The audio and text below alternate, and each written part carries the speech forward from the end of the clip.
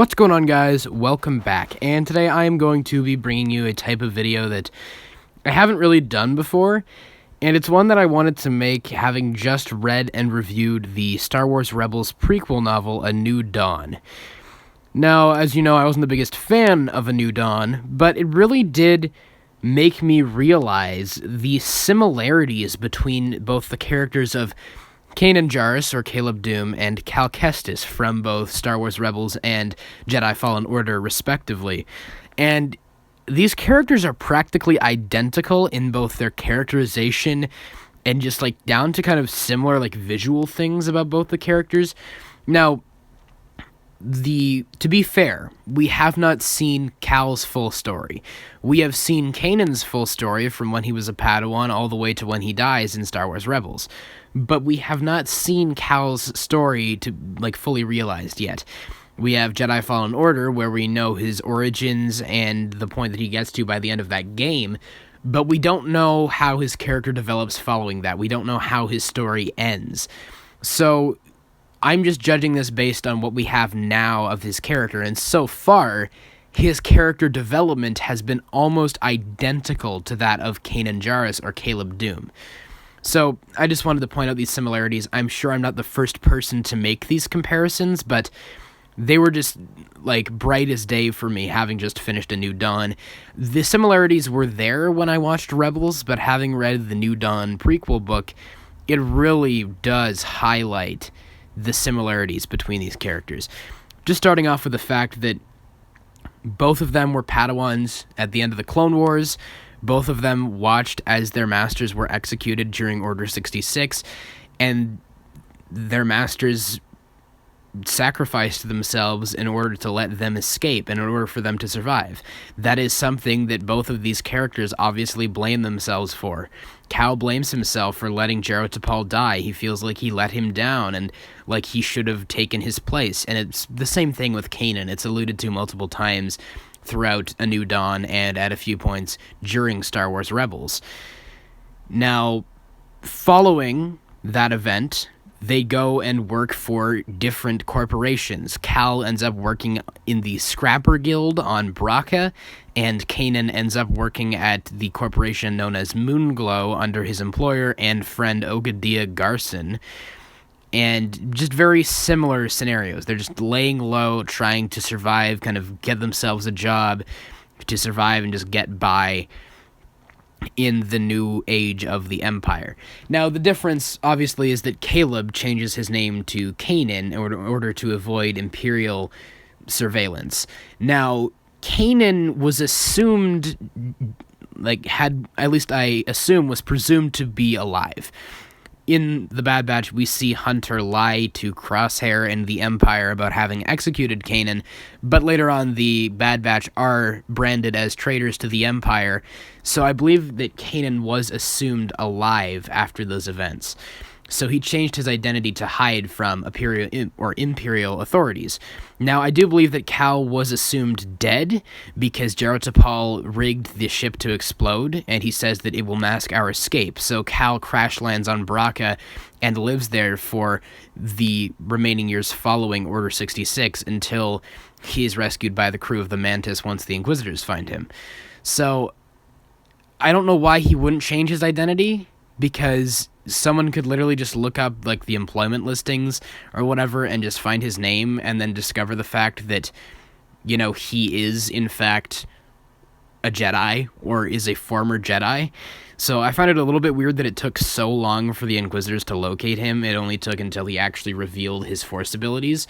Now, that's another thing that's similar. In both of these stories, it does happen at different points, and Kanan doesn't end up getting tracked down by the Empire due to revealing this fact, although it does happen later in Rebels. So both of these characters end up revealing their Force abilities in a dire situation. Cal's trying to rescue his friend Prof from falling off some kind of scaffolding on Braca, and Kanan ends up trying to rescue Hera by the end of A New Dawn and has to use the Force to move some debris to rescue her.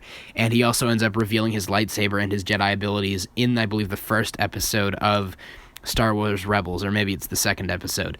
But either way, both end up revealing their Force abilities to the Empire. Also, a friend that's very close to them ends up getting killed by the Empire. In A New Dawn, it is Kanan's friend Okadia Garson who ends up getting blown up in a mining explosion on the moon of Cinda, and Cal's friend Prof ends up getting executed by one of the Inquisitors. That motivates them to end up making a stand against the Empire, and in both cases, they are hunted by the Inquisitors, having their identities as former Jedi being revealed. So those are just a ton of similarities right there. Like, their stories from when they were Padawan to when they end up getting found by Imperial authorities are basically identical. Now, there are some slight differences from here on out. One thing is that they both come in contact with holocrons at different points. Cal's whole journey, the whole plot of Fallen Order, is he and the crew of the Mantis are trying to locate Eno Cordova's holocron to find a list of Force-sensitive children. Kanan actually does happen upon Ezra Bridger, who is a Force-sensitive child, and then trains him as a Jedi.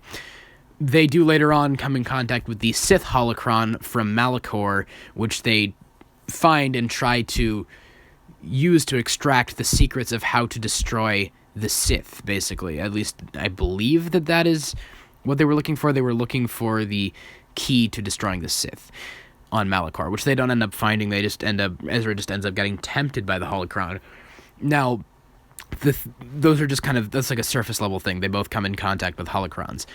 Something that is kind of a similarity between the two characters is the fact that both of them kind of doubt their abilities as Jedi Masters, and are doubtful of their abilities. Cal is very doubtful of his abilities, and he and Kanan both have moments in their stories where they feel desperate and lost. Cal's moment comes in Fallen Order towards the end of the game, where he tries to construct a new lightsaber and finds a kyber crystal, only to have it crack in his hands. And Kanan also has his moment of desperation, having been blinded, when he kind of finds the Bendu and is being surrounded by the spiders on whatever their planet base is in Rebels Season 3, on Atollon. I believe it's Atollon, right? But both of them kind of have a moment of desperation, and both of them doubt their abilities to train Jedi. At the end of the game, Jedi Fallen Order, Cal destroys the Jedi holocron because earlier in the game, when he found the holocron in the ancient vault on Bogano, he had kind of a vision of a potential future where he fails as a Jedi Master, and all the Jedi that they find from the list on the holocron get taken and tortured and turned into Inquisitors, as well as Cal himself gets turned into an Inquisitor. Now, that shows his kind of doubt of being a Jedi Master. He doesn't believe that, since the Empire shouldn't be able to have this handle over people and capture Force-sensitive children and turn them into Inquisitors, he doesn't believe that they should have that choice either, to just take children and induct them into an order. They're basically doing the same thing the Empire is doing. So that shows that Cal doesn't believe he has the right to train Jedi, whereas Kanan does take a Force-sensitive child, Ezra, and trains him to become a Jedi. They do both doubt their abilities, though, with Cal kind of having a vision of where he may fail as a Jedi Master if he goes down that path, whereas Kanan does become a Jedi Master and is doubtful of his abilities, and multiple times kind of struggles with the idea of whether or not he is failing as a Master for Ezra and is taking him down the wrong path. Those are kind of similarities, although they're not identical, because Kanan actually gets to that point, whereas Cal only sees a potential future version, and I feel like him destroying the holocron at the end of Fallen Order signifies that he's not going to go down that path. Now, that is where I feel their development will change in the future. But even just kind of a few more kind of similarities is the fact that both of them have, near-death experiences and encounters with Darth Vader. Both of them have very brief duels with Darth Vader where they barely survive. They basically escape by the skin of their teeth. And in both very kind of visually similar moments, where in Jedi Fallen Order they kind of blow out the window and Vader has to hold off this tidal wave, and in Rebels they kind of drop a shuttle on him and he has to lift the shuttle off of him. Very similar moments visually, I may point out, but just similarities there. They have both had near-death encounters with Darth Vader. Just kind of a visual similarity, they both have blue lightsabers from when they were Padawans. Cal does end up getting his master's lightsaber after he dies and gifts it to him following his sacrifice. Although, since Jedi Fallen Order is a video game, you have the option to change the lightsaber color at multiple points throughout the game. So there is that, but at the same time, from their Padawan-ness or whatever, when they were being trained as Padawans, their lightsaber crystal color was blue. So they both have blue lightsabers, which means that they're kind of the same class of Jedi, because I believe that the lightsaber color signifies a certain Jedi's class or something like that. I don't know that much about it, but I believe that there is some symbolism to their lightsaber colors. And then kind of another lesser similarity, which isn't really a similarity because as of now, in the Bad Batch, we know there are more seasons planned. There is at least a season 2 of the Bad Batch planned. So there is still time for them to encounter Cal Kestis, but they have met Kanan. Kanan knew them and did feel betrayed by them in Order 66, but he knew of the Bad Batch and recruited their help in the Battle of Kalar towards the end of the Clone Wars. And Cal Kestis, well, having not met the Bad Batch, was on the planet of Braca while the Bad Batch were there, because he crash-landed on Braca after the events of Order 66 and remained there for 5 years following that. So even though we don't see him, he was still on Braca at the same time that the Bad Batch were there, and we don't know where the Bad Batch's story ends. So there is still potential in the future to see them encounter a young Cal Kestis. So there's kind of a similarity there that they both have connections to the Bad Batch in some way. With that said, that's pretty much all of the similarities I can think of in the stories of both Cal and Kanan. Both of them are of different ages. Cal's like a teenager and Kanan is a grown adult. That's just due to the fact that their stories are told at different times in the time period. Cal's story is told 5 years following the events of Revenge of the Sith, whereas when we see Kanan in Rebels, he is a full-grown adult, and that is set, I believe, like 14 to 15 years following the events of Revenge of the Sith.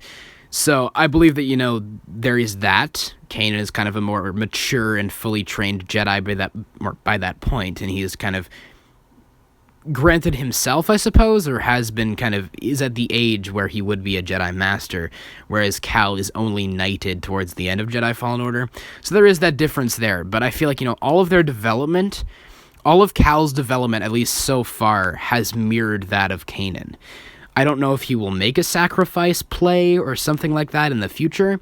We don't know what happens to him. That's kind of the potential that is there with Cal. Like, he could survive the entirety of the original trilogy, but, there is still the possibility that their kind of characters' journeys will diverge and they will change, or divert, and that they will change in the future. And I believe Cal destroying the holocron symbolizes that change, because I don't feel like Kanan would do something like that.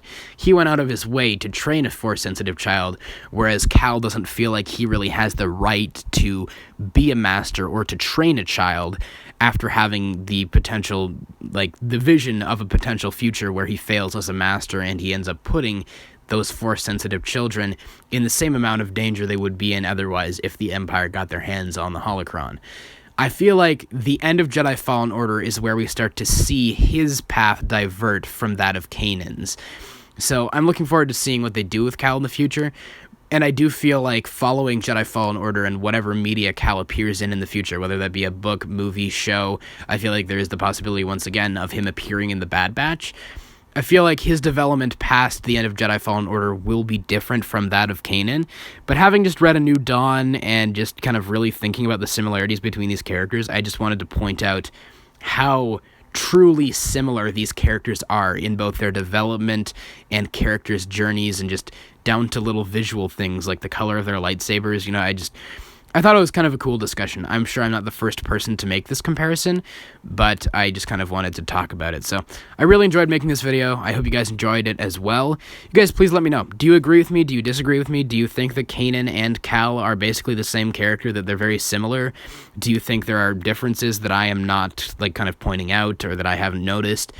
Just whatever your thoughts are, please let me know them all in the comments below. And of course, as always, I hope you guys have a great day. Take care.